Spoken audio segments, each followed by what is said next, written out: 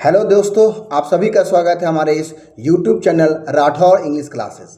हम आए हैं आपके साथ एक बहुत मज़ेदार टॉपिक के साथ। हमारा स्पोकन का बहुत इंपॉर्टेंट टॉपिक आज हम पढ़ाने वाले हैं और हमारे इस टॉपिक का नाम है use of wanted to. Wanted to का प्रयोग कब और कैसे करेंगे, कहाँ पे किया जाता है, what we need to requirement to improve our spoken English. Now come with me, आइए मेरे साथ चलते हैं मजेदार टॉपिक के साथ और करते हैं हम लोग शुरुआत।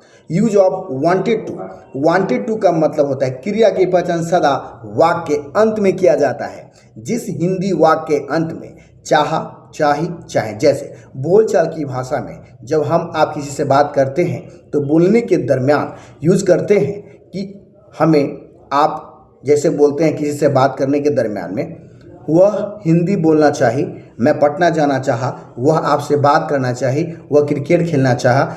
इस क्रिया का पहचान वाक्य के अंत में किया जाता है। तो जिस हिंदी वाक्य के अंत में चाहा, चाही, चाहे आदि लगा रहे वहाँ पे हम वांटेड टू का प्रयोग करते हैं।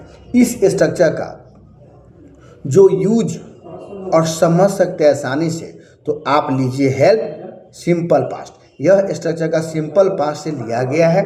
जैसे इसका स्ट्रक्चर होता है subject plus wanted two plus V1 plus object. But जैसे ही हम निगेटिव सेंटेंस बनाएंगे, जब इसका निगेटिव स्ट्रक्चर बनाएंगे तो इस प्रकार होंगे structure subject plus did plus not plus wanted two plus V1 plus object. अब आते हैं आफ्टर दैट, उसके बाद इंट्रोगेटिव जब बनाते हैं, जब सवाल बनाते हैं तो डिड पहले आता है।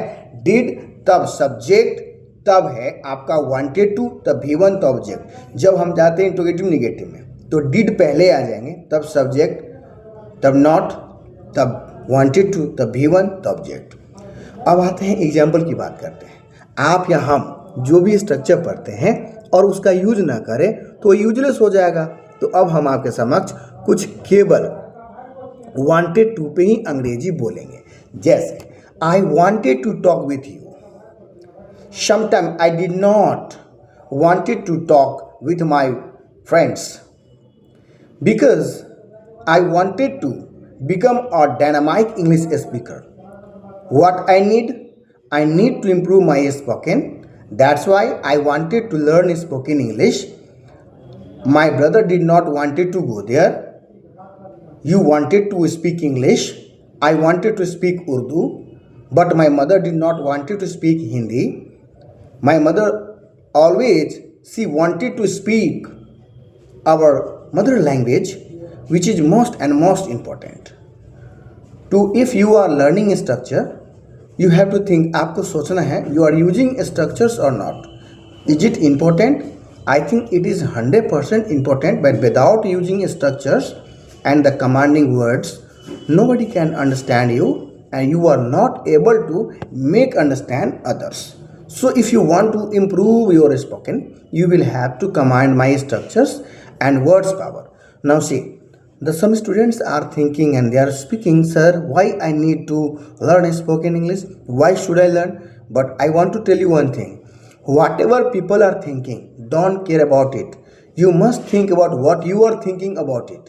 It means that मैं कहना चाहता हूँ कि लोग क्या सोचते हैं उस पर मुझे नहीं सोचना है, मुझे क्या करना है उस पर हमेशा सोचना है। Because I have not to be the part of any crowd. हमें भीड़ का हिस्सा नहीं बनना है, हमें भीड़ का कारण बनना है। And if you want to be the part of any crowd, you will have to do the different work. Never blame anyone that if now I'm unsuccess, guardians are responsible, governments are responsible. No, only I will be responsible. So one thing I want to tell many mind many thought that कभी भी सफलता ना पाने के सबसे ज़्यादा जिम्मेदार हम हैं। जितना वक्त हम लगाते हैं किसी और के बारे में सोचने के लिए, just try to think on myself whatever requirement I need to develop to getting success. I think that we need not to run behind success. ये जरूरी नहीं है कि आप सफलता के पीछे भागो। If you do the hard work, success can run behind you. सफलता झक मार के आपके पीछे आएगी। There is no need to run behind anyone. So I have a lots of points and a lots of thought that we are not dependent on one job because there's a very famous proverb. It's my own proverb. ये मेरी अपनी एक कहावतें हैं। मैं बताना चाहता हूँ कि लहरों से डरकर नौका पार नहीं होती और कोशिश करने वालों की कभी हार नहीं होती. So we can not be fear that English is hard and physics is hard and chemistry and math everything can be make easy. यार वी कैन मेक ईजी. हम लोग इसको आसान बना सकते हैं. The we can say that study if we are going to take oath that we are going to make a promise I can do easily. We can be understand and make understand the audience. So you are a god here. Just try to think on about success, because I think only those people who belongs to only in Bihar board, only they are running behind only government job. But you can take the example of South India. If you go, they are not running behind the success. They have also aim, they have also dream, but their dream is very different from others. Well, you can take the two examples, the mentality of Bihar board student and the mentality of the CBSE student. There is a world differences between the both mentality. So just try to think that how can we get success. Thank you to your listening my music, my audience. Thank you to all and welcome and bye. Have a nice